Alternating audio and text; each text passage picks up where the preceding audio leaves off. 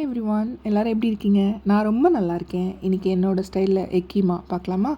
இது எக்கில் மட்டும் இல்லை, நீங்கள் பன்னீரில், சிக்கன் கொத்து, மட்டன் கொத்தில் கூட நீங்கள் ட்ரை பண்ணலாம். ரொம்ப சிம்பிள் அண்ட் ஈஸியான ரெசிபி. இது பிகினர்ஸ் ரெடி பண்ணுற மாதிரி தான் நான் ட்ரை பண்ணியிருக்கேன். நீங்கள் கண்டிப்பாக ட்ரை பண்ணி பாருங்கள்.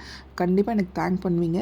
இது ஆல்ரெடி என்னோடய சேனலில் ஸ்பைசி ஜாம் ரெசிபி இருக்கும். அப்படி இல்லைன்னா நார்மலாக நீங்கள் வீட்டில் எப்படி தக்காளி தொக்கு ரெடி பண்ணுவீங்களோ அதே மாதிரி எடுத்துக்கோங்க. அதே மாதிரி எக் பாயில் பண்ணி அதை இந்த மாதிரி ஸ்லைஸ் பண்ணி வச்சுக்கோங்க. ஆனியன் ஆஃப் இல்லை ஒரு ஆனியன் எடுத்து இந்த மாதிரி ஸ்லைஸ் பண்ணிக்கோங்க. அதே மாதிரி சில்லி உங்களுக்கு காரம் எவ்வளோ வேணுமோ அது மாதிரி எடுத்து கட் பண்ணிக்கோங்க.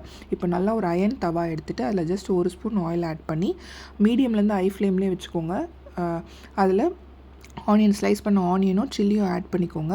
இதில் நம்ம ரெடி பண்ணி வச்சுருந்த மசாலாவும் எக்கும் ஆட் பண்ணி நல்லா மிக்ஸ் பண்ணக்கூடாது. ஜஸ்ட் கொத்தி கொத்தி விட்டால் போதும். கீழேருந்து எடுத்து மேலே விட்டால் போதும். ஏன்னா நல்லா மிக்ஸ் பண்ணிங்கன்னா அது ஸ்மாஷ் ஆகிடும். அப்படி இருந்தால் நல்லா இருக்காது கன்சிஸ்டன்சி. நான் வீடியோ எடுக்கிறதுனால என்னால் ப்ராப்பராக எடுக்க முடியல. ஜஸ்ட் கீழேருந்து எடுத்து நீங்கள் மேலே மிக்ஸ் பண்ணுங்கள். இது நார்மல் கடாயிலே பண்ணலான்னு நீங்கள் யோசிப்பீங்க. ஆனால் நான் ஏன் தவாவில் பண்ணுறேன் அப்படின்னா, அப்போ தான் அது நல்லா ரோஸ்ட் ஆகி வரும். அப்போ தான் அந்த டேஸ்ட் வந்து நல்லா இருக்கும். இதுக்கு ஃபைனலாக இறக்கும் போது நீங்கள் கார்னிஷிங்க்கு ஜஸ்ட் கொஞ்சமாக pepper and coriander leaves add பண்ணிக்கோங்க. என்கிட்ட கொரியாண்டர் இல்லாதனால நான் ஆட் பண்ணலை.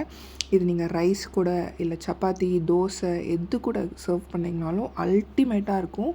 கண்டிப்பாக ட்ரை பண்ணி பாருங்கள். இதை நான் ஜஸ்ட் நீங்கள் சப்பாத்தியில் ரோலாக யூஸ் பண்ணிக்கலாம், இல்லை சாண்ட்விச்க்கு யூஸ் பண்ணிக்கலாம். இல்லை உங்கள் கிட்ஸ்க்கு நீங்கள் வந்து ஏதாவது டிஃப்ரெண்ட் ஷேப்ஸாக நீங்கள் சப்பாத்தி செஞ்சு அதுக்கு மேலே இந்த ஸ்டஃபிங் வச்சு ஜஸ்ட் ஒரு சீஸ் ஆட் பண்ணி கொடுத்தீங்கன்னா அவ்வளோ சூப்பராக இருந்துச்சு. எங்கள் வீட்டில் எல்லோரும் என்ஜாய் பண்ணாங்க.